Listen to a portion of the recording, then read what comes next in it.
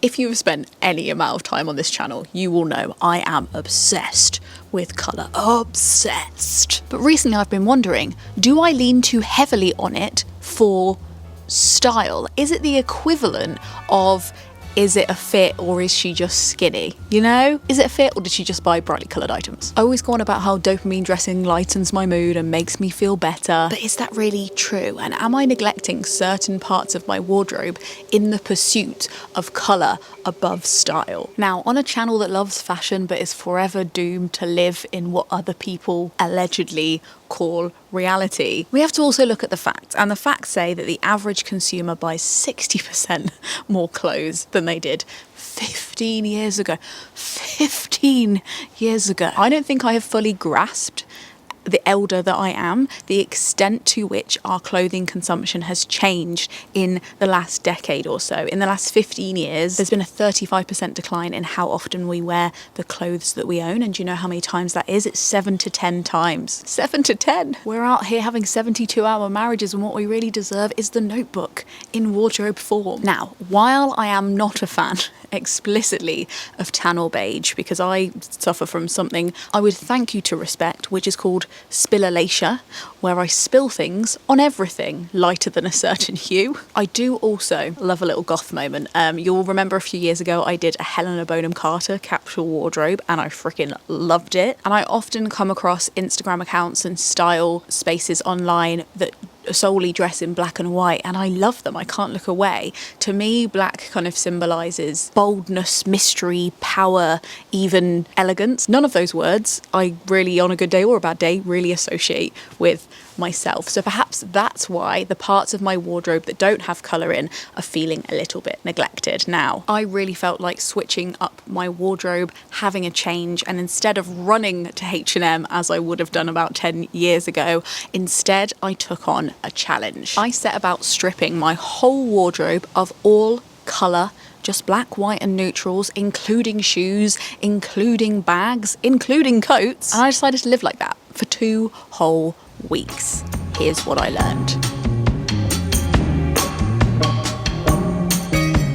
I'm not gonna lie, the experiment started off pretty weak. It was clear that my creativity was slightly stumped without my building blocks of brightness, but after a while I did get into the swing of it, and my first lesson came when I was actually clearing out that wardrobe. I realised there were actually things that had been hanging around there for ages that no longer fitted me. When your wardrobe is as full as mine, you don't always keep track of everything, so having a little spring clean, clearing out a lot of clothes by category, allowed me to see what was actually there, and there were things that I hadn't tried on in months or years, and I realised that actually they really needed to find a new home. A few other things actually were redistributed to the Gumption Club during this experiment. Yes, I literally give my patrons the clothes off my back, because I realised that I just, once I actually sat down and started wearing them, I immediately wanted to change, either because of the fit or the fabric. When you only have a very limited choice of what to wear and you still don't want to wear an item,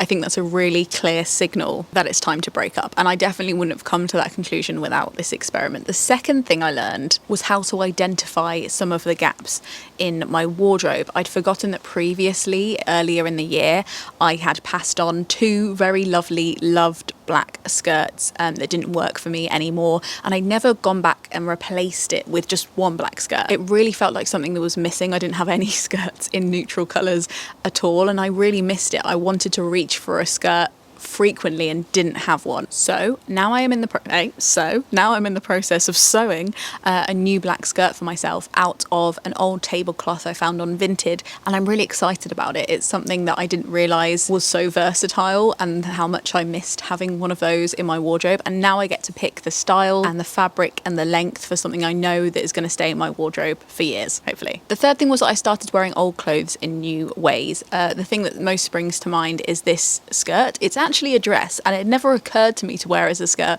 but when I was missing having a skirt in my wardrobe, this seemed to do, at least for a day or two. I really enjoyed wearing it. I think this learning would have been extended further if I hadn't have had the really smart idea to do this experiment in the height of August. Dreary as this British August has been, layering wasn't really an option very often, and I definitely think I would have explored this a little bit more had I had done it in autumn. Like, if you do it, you should just wait till autumn, please. Number 4 was that I started erecting forgotten heroes from my wardrobe, in particular this pair of dungarees, which I used to wear to one of my more serious office jobs as a way to be able to wear dungarees, but like for office appropriate stuff.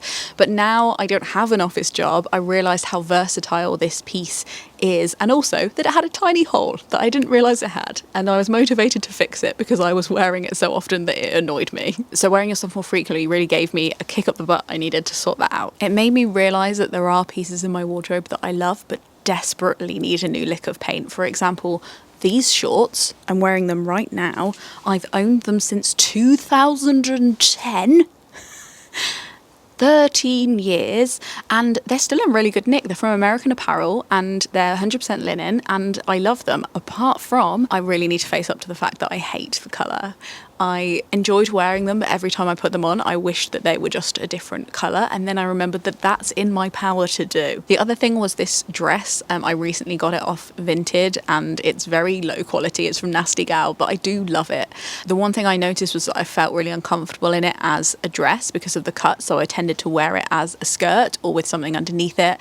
And because of the low quality and the fact that I've washed it and the white has kind of gone a bit off-white, I don't think anybody else will want it. It's not really in a sellable or pass-onable state, but I am determined to make it work. So I'm thinking of cutting the middle out and making it more into like a skater skirt dress situation. So being inspired to modify the clothes that I already have to fit my current tastes and current wardrobe needs has been a big part of this hashtag journey. And number 6 was just, I remembered how much I loved pattern. Being able to play with check and cartoons and cow print made me realise that actually I can be inspired by neutral clothes if they have a different kind of zing to them. And in fact, when I'm making more clothes for myself or purchasing stuff secondhand, I'm not just going to automatically filter it for rainbow colours or pinks or bright oranges. I'm going to look in the black and white section and see if there's anything that really inspires me. But by far, my biggest learning, this is the zinger, colours really do cheer me up. And also, I don't actually think black suits me that much.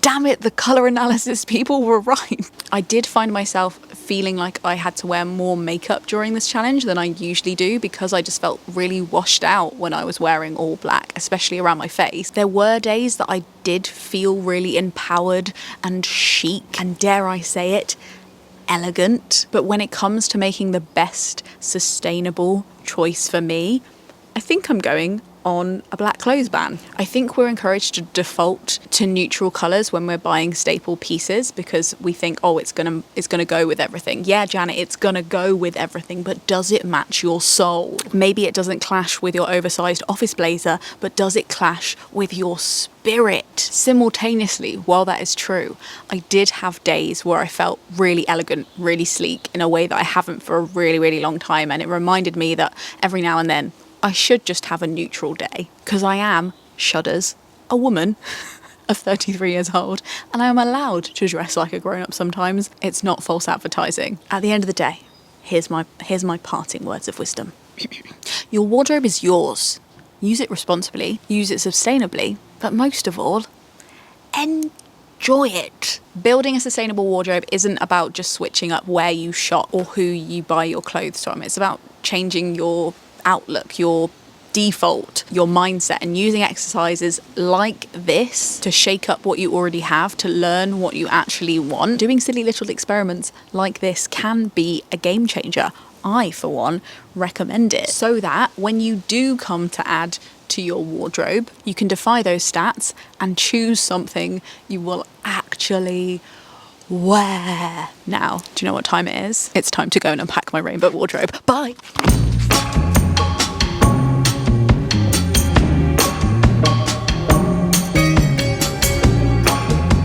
I've been fretting for years about where to clip this freaking mic. And then I noticed that Gen Z are just out here raw dogging it, holding it. And I thought the kids are going to be all right.